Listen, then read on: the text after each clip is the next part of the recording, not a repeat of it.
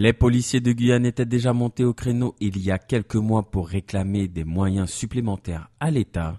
Le gouvernement a annoncé que l'île de Cayenne ferait partie des zones de sécurité prioritaires, mais cela ne règle pas pour autant les problèmes d'effectifs. Pour nous, cette annonce, au vu de la circulaire ministérielle, elle reste encore un peu floue et à détailler, dans la mesure où il y a des choses à laquelle, quand on demande ou quand on crée ce type de zone, il faut des moyens. Quels moyens qu'il nous faut? Il nous faut des moyens en effectif, des moyens matériels et ainsi une meilleure mutualisation entre la police et la gendarmerie.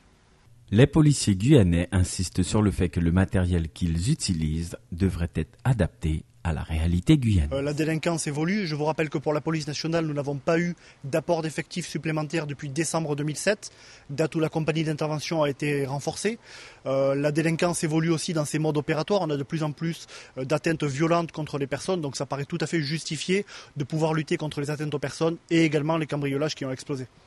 Au niveau du garde des Sceaux, nous on avait fait nos revendications par rapport à la présomption de légitime défense lors de notre manifestation devant la préfecture. On ne peut pas dire qu'on ait eu d'avancées significatives pour le moment.